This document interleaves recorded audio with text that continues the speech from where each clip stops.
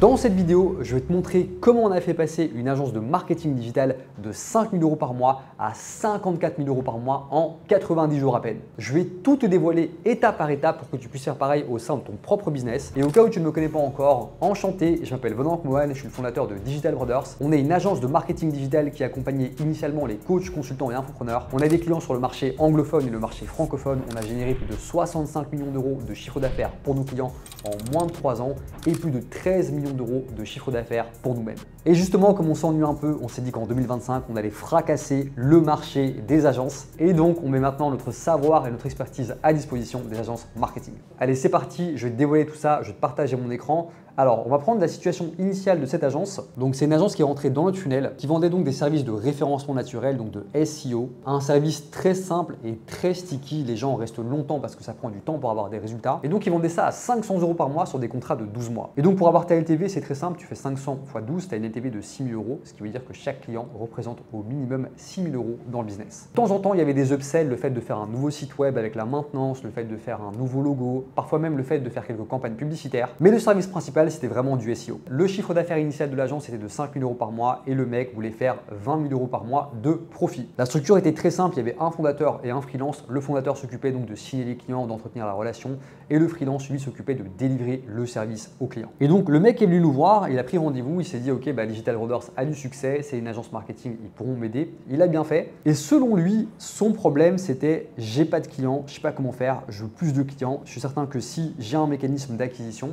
eh bien, je pourrais donc avoir plus de chiffre d'affaires et je pourrais donc avoir plus d'oseille. Bref, le raisonnement semble logique, mais le fond du problème, c'est pas vraiment ça et je vais te montrer pourquoi. Le premier truc qu'on a fait, c'est une analyse de la situation. Donc, on a fait un onboarding avec le mec, on s'est posé avec lui en appel et la première question que je lui pose, c'est ok, donc tu veux faire 20 K par mois de profit, quelle est ta marge actuelle? Et je comprends que ce gars, en fait, a une marge opérationnelle de 35%. Donc, si tu fais le calcul, ça veut dire que pour générer 20 K de profit, il faut qu'il fasse 50 000 € de chiffre d'affaires. Et donc, on a fait un calcul très simple. Ok, tu veux faire 50 000 € de chiffre d'affaires, tu vends un service à 500 € par mois, du coup, il te faut 100 clients. Du coup, on s'intéresse au fondateur et à ses qualités, son expertise. Qu'est-ce qu'il connaît? Où est-ce qu'il a travaillé? Comment ça se fait qu'il fait ça? Bon, du coup, ça nous donne une direction de là où on veut aller et maintenant, on s'intéresse au fondateur. Quelle est son histoire? Quelle est son expertise? Quels sont ses atouts? En gros, pourquoi est-ce qu'il fait du SEO? Comment est-ce qu'il est tombé là-dedans? Quels sont les résultats qu'il a pu générer? Comment est-ce qu'il a structuré son service? Et surtout, pourquoi il a autant de coûts? Et là, tu as plusieurs scénarios possibles pour y arriver. Soit tu augmentes la marge, donc tu diminues les coûts, voire même idéalement, tu augmentes aussi ton prix de vente, ce qui veut dire qu'en fait, tu n'as pas réellement besoin de 100 clients pour y arriver. Soit tu gardes la même structure, la même composition, la même marge et tu fais simplement de l'acquisition comme on sait faire. Et à ce moment-là, qui dit plus de leads, dit plus de calls, dit plus de closes,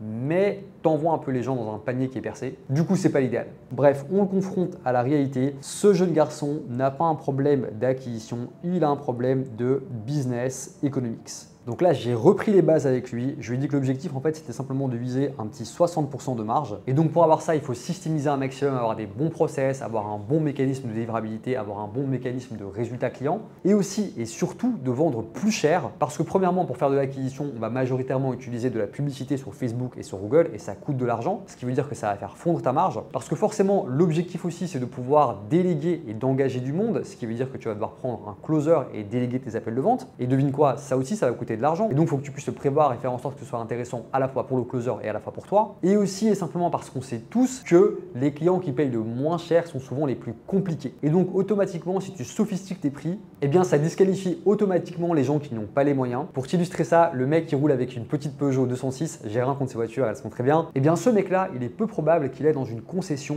Land Rover. Pourquoi? Parce que Land Rover vend des véhicules qui ont un certain standing, qui ont un certain positionnement et qui appellent un certain type d'avatar. Et donc, pour faire ça, le premier truc qu'on fait, c'est qu'on analyse son portefeuille client.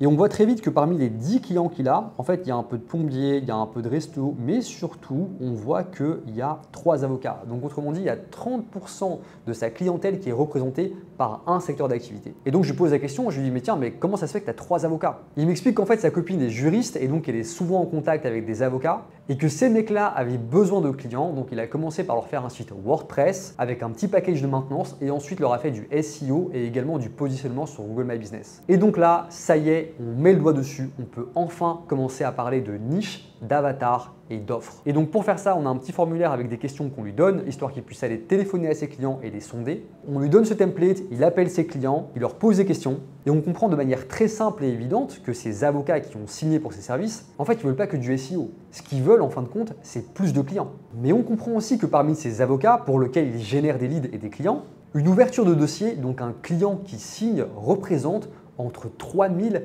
et 45 000 euros. Une ouverture de dossier, donc un client qui signe, représente entre 3 000 et 60 000 euros de chiffre d'affaires. Donc si tu fais le calcul et que tu ramènes un client par mois à l'avocat qui a signé chez toi pour tes services SEO, eh bien cet avocat, il pourrait se faire entre 36 000 euros et 720 000 euros par an. Mais le problème, c'est que le SEO, ça prend du temps. Ça prend généralement 6 à 12 mois pour avoir des résultats et des gens qui bookent chez toi. C'est un investissement long terme. Et donc, le point d'activation, il est long. Et donc, même si proportionnellement 500 euros par rapport à 3 000 euros, qui est donc la LTV la plus basse chez un avocat, c'est rien, le fait que ce soit long, c'est assez chiant. Donc le temps d'activation, il est littéralement de 6 mois. Mais c'est pas tout. Grâce à la petite enquête qu'on mène, on comprend aussi que les avocats sont très occupés. On voit clairement qu'ils n'ont pas le temps de prospecter, qu'ils sont peu adeptes du digital et que surtout, en fait, ils n'ont pas de compétences en vente. Parce que c'est un peu comme un médecin, ils font de la prise de commande. Tu as un problème, tu vas chez l'avocat, il traite ton problème. Et avec toutes ces données, je me pose avec le fondateur et je lui fais littéralement un coaching mindset. Je lui explique pourquoi il a tout intérêt à vendre plus cher.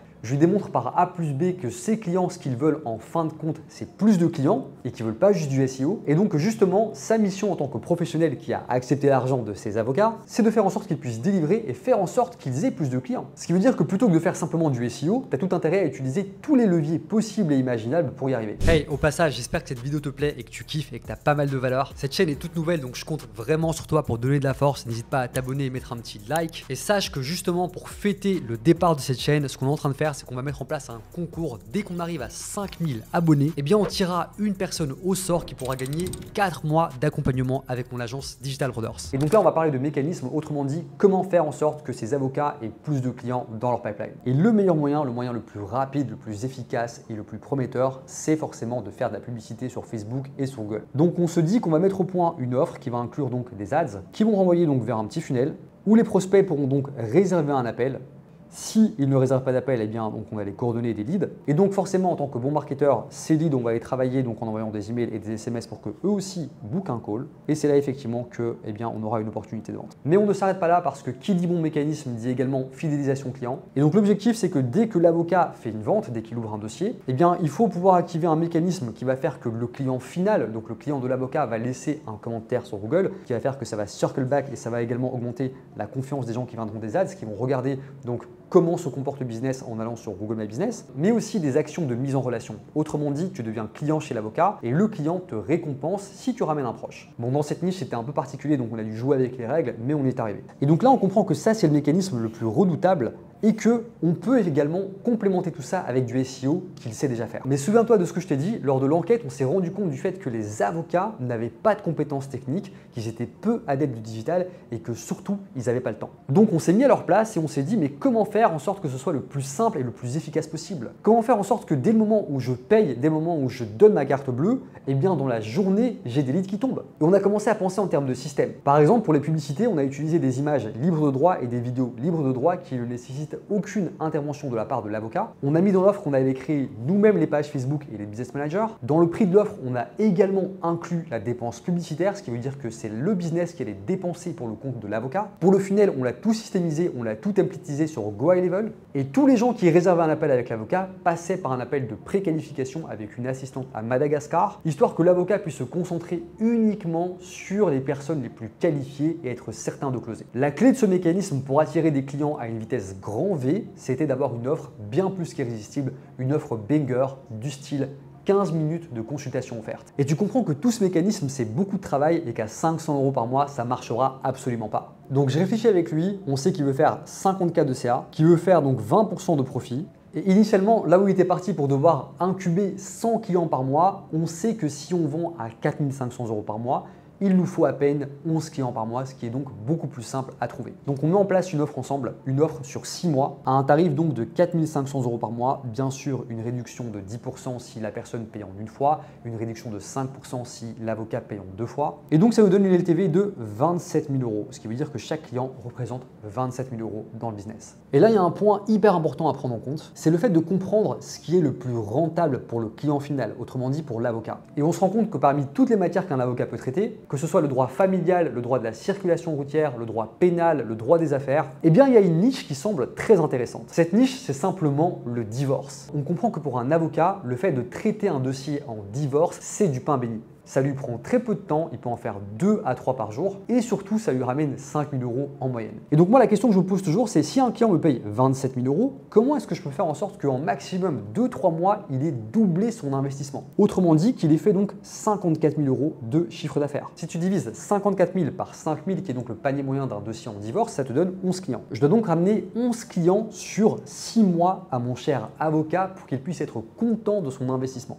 Donc tu vois, on a la niche, on a l'avatar, on a le mécanisme et maintenant on package l'offre. L'idée c'est de packager l'offre de sorte à ce que l'avocat ait l'impression que tu vas pouvoir résoudre son problème de la manière la plus rapide possible tout en faisant en sorte que tu puisses toujours sous-promettre et sur-délivrer. Autrement dit, il ne faut pas faire des surpromesses, surtout pas avec les avocats parce qu'ils vont t'attaquer. Mais tu vois, on s'est vraiment dit comment est-ce qu'on peut faire en sorte que lorsque l'avocat signe et paye, eh bien dans les 24 heures, il y ait des leads qui tombent. Et donc comme je te l'ai dit, on a tout systémisé, mais à ce stade-ci, comme on n'avait pas encore testé l'offre, il fallait qu'on fasse un MVP, donc un produit minimum viable. Et comme on sait pertinemment bien qu'il y a toujours des ajustements à faire quand tu lances quelque chose de nouveau, eh bien on a proposé donc de servir 10 avocats gratuitement. La première chose qu'on a faite, c'est qu'on a demandé aux avocats qui étaient déjà clients de solliciter leur réseau en leur disant simplement ce qu'on avait mis au point et qu'on voulait simplement le tester et qu'on ferait tout gratuitement. L'avocat aurait simplement à couvrir son budget publicitaire et que si il était content de la prestation, on lui demanderait un témoignage vidéo. On a fait ça et on a également lancé des ads sur Facebook en mode je recherche 10 avocats qui veulent obtenir au minimum 2 nouveaux clients par mois de manière 100% gratuite. Et avec une promesse du genre, on a eu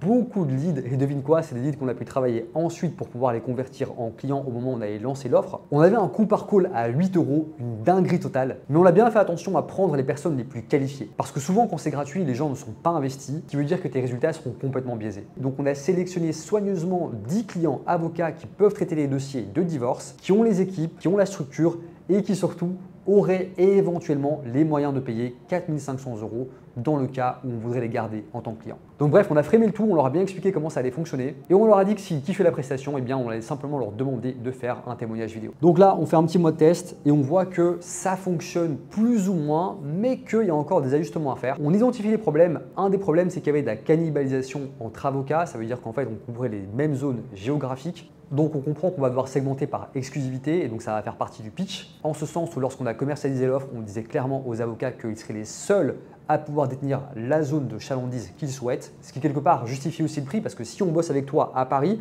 eh bien on peut prendre personne d'autre comme avocat à Paris comme tu as la zone. Et au bout de ce mois de test, on ressort avec 7 témoignages vidéo. Qui dit témoignage dit client satisfait et donc on pousse le bouchon un peu plus loin, on dit au client satisfait que s'ils nous mettent en relation avec un avocat, un confrère qu'ils connaissent qui pourrait bénéficier des services et que cette personne signe, eh bien on leur donnera un mois complémentaire offert. On sort de là donc avec 5 référals, donc 5 personnes avec qui on a rendez-vous, donc 5 prospects chauds, ce qui rajoute donc un mois offert à ces 5 avocats, mais on va encore plus loin en leur disant simplement, voilà écoutez, si vous êtes content de nos services, vous êtes content de ce qu'on a fait ensemble, sachez que le prix public de notre offre va être de 30 000 € lorsque ce sera lancé. Mais attention, si vous vous engagez dans la semaine qui suit avec nous, parce qu'on est une jeune boîte et qu'on a besoin de cash flow, on vous fera moins 50%.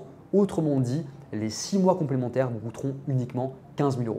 Donc on fait ce qu'on appelle une one-time offer à 15K, donc OTO. On ressort de là avec 4 clauses, donc 4 personnes qui signent. Et de l'autre côté, sur les 5 avocats qui nous ont été référés, qu'on a démarré donc en essai gratuit, eh bien on sort 2 clauses. Donc tu fais le calcul, on n'a encore rien lancé, on n'a pas encore prospecté, c'est juste une base de clients qui existe déjà. On a ici 60 000 € de chiffre d'affaires projeté sur les clients existants. Et ici sur les référals, on a 2 clauses, cette fois-ci à 30K, ce qui nous fait également 60K en projeté. On a eu de la chance, on était en fin d'année, donc il y a les avocats qui ont payé en une fois, d'autres qui ont mensualisé. Pour faire court, le taux de cash collecté était à 38%, ce qui veut dire qu'on a collecté 45 600 € donc sur le mois de test. Et là, pour être encore plus smart et être certain qu'on peaufine bien le mécanisme, Ce qu'on a fait avec les referrals, c'est qu'on leur a fait la même proposition. On leur a simplement dit, chers clients, si vous êtes content de nos services et que vous nous faites un témoignage vidéo, on vous rajoutera 2 semaines offertes à votre plan. Et en plus de ça, si vous nous mettez à votre tour en relation avec quelqu'un de votre réseau qui peut bénéficier de nos services, eh bien, on vous offrira 1 mois offert. Donc une valeur de 4 500 €. Donc tu vois, avant même de s'attaquer au cœur du problème, ce pourquoi le fondateur avait signé chez nous, qui était donc l'acquisition client, on a déjà fixé un tas de choses. Et avant de commencer à scaler, on voulait absolument ajuster la delivery pour faire en sorte que les clients aient un maximum de résultats possibles pour qu'ils puissent rester bien plus que 6 mois. Donc l'objectif, tu vois, c'est d'avoir une offre effectivement ici où tu as donc 6 mois qui seront vendus à 27K, donc 30K avec le budget pub, donc 500 € par mois pendant 6 mois. Mais ensuite de pouvoir fidéliser ces clients qui sont contents des résultats sur une offre beaucoup plus longue, en plus de ça avec un tarif réduit de sorte à pouvoir augmenter la LTV. Et justement là, on a fait les dingues, on a fait le même prix pour l'offre 12 mois, donc l'offre de continuité, que l'offre à 6K. Donc là, tu rajoutes le budget pub 500 € par mois pendant 12 mois, ce qui fait 6K, donc ça nous fait 33K pour 12 mois. Et donc tu vois, sur l'offre initiale, on était à 4 500 € par mois, l'offre principale qui couvre 6 mois. Mais à partir du moment où le gros du travail est fait et que tout est mis en place, on a tout intérêt à fidéliser le client le plus longtemps possible. Et c'est la raison pour laquelle on a pu être aussi agressif et qu'on a pu faire moins 50% sur l'offre 12 mois, l'offre back-end. Et tu vois que le client se dit, ok, mais plutôt que de payer 4 500 par mois, là je suis à 2 750 par mois, c'est un vrai banger. Et à nouveau, souviens-toi, pour que l'avocat soit rentable, il faut qu'il y ait 6 clients qui signent. 6 clients à 5 000 €, ça fait donc 30 000 € alors qu'il a payé 30 000, donc là il est flat. Et si tu veux vraiment faire ton taf et le fidéliser, tu as intérêt à faire un x2, donc on va dire 11 clients, voire 12 clients au final. 12 clients sur 6 mois, ça fait 2 clients par mois et n'importe quel clampin en ads peut délivrer ça. Donc on a ce qu'on appelle l'offre front-end et l'offre donc back-end. Et avant de scaler, très important parce que c'est du service, on vend de l'humain, on a passé du temps à ajuster la delivery pour faire en sorte que tout soit nickel. Autrement dit, on a bossé tout d'abord sur l'onboarding. Comment faire en sorte que l'onboarding soit le plus automatisé possible pour qu'il y ait le moins de friction possible. Comment faire en sorte que la delivery soit vraiment au top du top pour que les clients aient les meilleurs résultats possibles. On lui a partagé toute notre bibliothèque de process qu'on utilise chez Digital Brothers. Et ça lui a permis d'automatiser une grande partie du travail, que ce soit la delivery, le reporting, les interviews clients. Et surtout, on a commencé à engager parce que maintenant, on avait du cash flow, on avait également donc le training, le matériel nécessaire pour entraîner les équipes. On a pris 2 assistantes, une qui était sur l'admin, une qui était sur la prospection. On a pris un media buyer pour setup et gérer les campagnes des clients finaux. Et surtout, on a aussi pris un setter pour pouvoir commencer à faire de l'outreach. Et attention, quand je te parle d'outreach, c'est pas le fait de contacter les avocats sur Instagram ou sur LinkedIn, parce que de toute façon, ils n'ont pas le temps, ils ne regardent pas. C'était simplement en prévision de ce qu'on allait faire ensuite, le fait de déployer notre mécanisme Short VSL. Et donc là, je fais une petite pause pour te montrer ce qu'on a fait.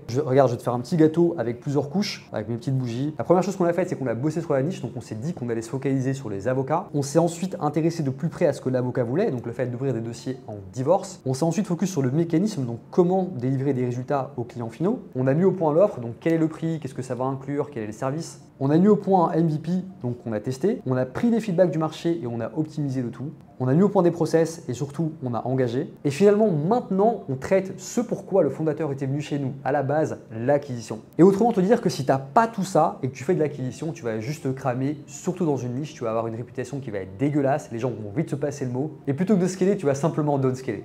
Bref, j'arrive sur le point, donc acquisition, notre fameux tunnel Short VSL, celui qu'on utilise nous-mêmes pour l'agence Digital Brothers, celui qui a généré 65 millions € de chiffre d'affaires pour nos clients et 13 millions € pour nous-mêmes. Si jamais tu ne vois pas ce que c'est, je t'invite à regarder une autre vidéo sur ma chaîne qui t'explique pas à pas ce mécanisme, c'est exactement celui qu'on implémente pour nos clients. En gros, tu balances des ads donc vers une landing page qui va donc traiter un problème. Sur cette landing page, ton prospect te donne ses coordonnées, puis ensuite il arrive sur une page donc VSL, une VSL qui est courte, qui dure maximum 7 minutes parce qu'aujourd'hui les gens n'ont plus le temps. Et ensuite, nos chers avocats, prospects avocats vont réserver un appel avec le fondateur pour potentiellement se faire closer. Alors la page VSL, c'était un vrai banger parce qu'en fait, tu avais ici donc la petite vidéo. Ici en haut, tu avais une promesse claire, donc c'était en gros obtenez un client par mois minimum en divorce de manière garantie. Ici en bas de la vidéo, tu as un appel à l'action forcément pour réserver un appel et en bas de cet appel à l'action, tu avais donc tous les témoignages qu'on avait collectés de par notre dur labeur avec des avocats qui disaient à quel point le service était génial. Donc là, on met en place ce tunnel d'acquisition pour lui, on optimise en cours de route pour faire en sorte qu'il y ait le meilleur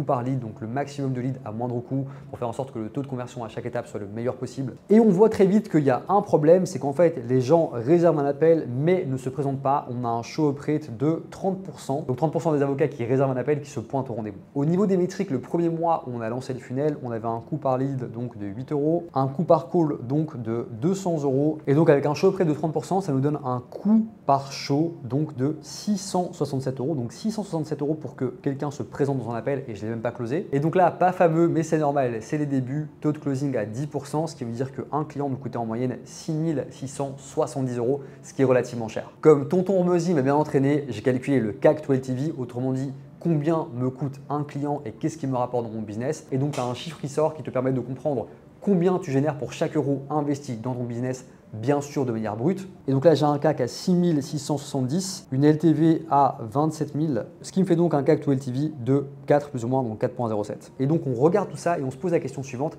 Quelle est la métrique à améliorer pour pouvoir scaler? Oui, forcément, tu peux optimiser ton coût par call et ton taux de closing, mais là, il est évident que le show-up rate, c'était la métrique à améliorer. Donc, on revoit toute la séquence et tout ce qui se passe après la prise d'appel. On change les emails et les SMS de rappel par des emails et SMS de valeur. On change la vidéo sur la thank you page, donc la page de confirmation, et on indique clairement à l'avocat qu'il vient de réserver son rendez-vous, que son rendez-vous est réservé mais qu'il n'est pas encore confirmé, et que pour le confirmer, on l'invite à regarder attentivement son téléphone parce qu'on va le contacter de sorte à lui poser quelques questions pour pouvoir préparer l'entretien. Et on lui dit clairement que s'il ne répond pas, on va automatiquement annuler le rendez-vous. Du coup là, l'avocat s'attend à un appel. On demande à une assistante d'appeler le plus rapidement possible l'avocat qui a réservé un rendez-vous pour pouvoir lui poser des questions simples. Ces questions permettent forcément de savoir si l'avocat est qualifié ou non, mais aussi de préparer l'appel en amont. À la fin de l'appel, on annonce clairement qu'on va préparer l'appel et qu'on va lui faire des projections sur l'appel. Et donc là, tu vois, l'avocat sait qu'il va venir dans un appel pour avoir des conseils et comprendre ce qu'il est possible de faire. Donc il arrive beaucoup plus préparé, plus éveillé, beaucoup plus à l'écoute. Et donc en un mois, on fait passer son show-up rate de 30% à 57%.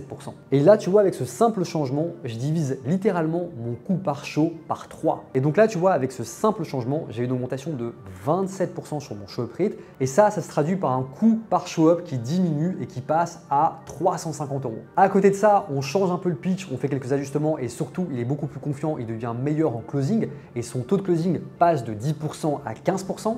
Et devine quoi, ça nous donne un coût par achat à 2334 €. Donc on a littéralement divisé le coût par achat par 3. Et là, si tu fais le ratio CAC to LTV, eh bien tu arrives sur 11,56. Autrement dit, chaque euro investi de manière brute dans mon business me ramène 11,56 €. Et attention, j'ai même pas compté l'ascension, donc les gens qui vont passer de l'offre 6 mois à l'offre 12 mois. Mais avant de scaler, dernière chose, on a recruté deux closers qu'on la traîne sur l'avatar. On leur a montré des entretiens de closing, on leur a montré également des interviews clients, on leur a montré tous les témoignages et comment fonctionnait le service, de sorte à pouvoir s'équiper et se préparer au scaling. Donc avant de se quitter, on va faire un petit récap de ce qu'on a pu faire donc en 90 jours avec ce fondateur. En situation initiale, il faisait 5 000 € par mois, il vendait un service à 500 € par mois, donc il avait 10 clients. Il avait une marge de profit donc de 40%, ce qui veut dire que lui donc se payait 3K, donc il avait 2000 de dépenses, donc il se payait 3K. Une marge qui est beaucoup trop faible pour pouvoir engager et déléguer. Et en 3 mois, on l'a fait passer à 54 000 € par mois avec une offre donc à 4 500 € par mois pendant 6 mois. Tu vois qu'en termes de clients, eh bien c'est pas beaucoup plus de clients en fait. Il a 12 clients et surtout le plus important, c'est qu'il est passé à 62% de marge de profit. Ce qui fait pratiquement 33 500 € de profit, avec la majorité de ses coûts qui sont représentés par sa dépense publicitaire, ses closers, quelques assistantes et un media buyer en Inde. Tout ça parce que tout est systémisé et parce qu'on a bien pris le temps de tout mettre en place. Et en fait, ce que tu viens de voir aujourd'hui, c'est littéralement ce qu'on fait avec notre propre business. C'est littéralement ce qu'on fait avec nos clients et c'est littéralement ce qu'on fait avec chaque agence marketing qui passe entre nos mains. Voilà donc, c'est tout pour aujourd'hui. J'espère que cette vidéo t'a plu. N'hésite pas à me dire ce que tu en as pensé en commentaire. Et tu sais quoi, pour bien commencer l'année, j'ai une petite surprise pour toi. Dès qu'on arrive à 100 likes sur cette vidéo, je te donnerai tout mon game plan, toutes les étapes que je viens de t'évoquer ici pour que tu puisses les copier-coller dans ton business. Je te remercie d'avoir été au bout de cette vidéo et je te dis à très vite. Ciao, ciao.